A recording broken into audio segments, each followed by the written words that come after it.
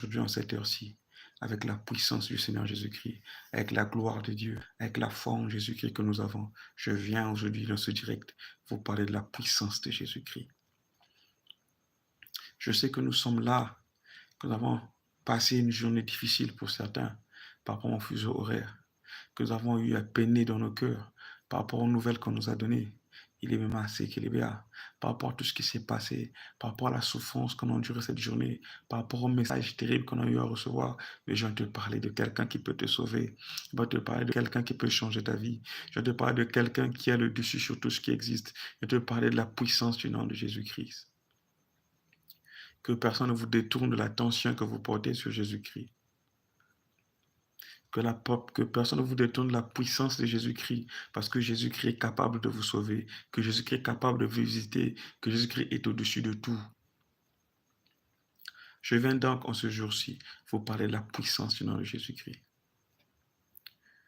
Je parle de la puissance du nom de Jésus-Christ dans tous les domaines de votre vie. La puissance de Jésus-Christ devant tout esprit démoniaque, devant tout esprit satanique, devant toute mission diabolique, devant tout ce que le diable a programmé pour vous. Le Seigneur Jésus est un Dieu qui est bon.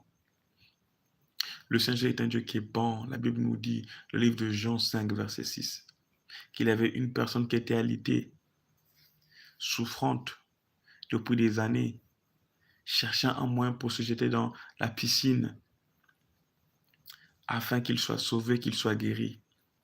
Mais pendant des années, la personne n'a pas eu une seule personne pour l'aider. Elle était là accablée. Cette personne était là accablée. Elle cherchait quelqu'un qui devait l'aider, mais personne n'était là pour l'aider. Ce paralytique était là, avait mis du temps. Ce paralytique avait mis du temps dans cette piscine-là. Mais Jésus voulait le visiter. Jésus avait calculé. Jésus savait que depuis un nombre incalculable d'années, cette personne souffrait. Mais qu'il fallait qu'il se produise un miracle. Il fallait que cette personne soit visitée. Il fallait que cette personne soit visitée. Il fallait que la puissance de Dieu se manifeste dans la vie de cette personne. Il fallait que cette personne soit un témoignage vivant de la parole de Dieu. Vraiment,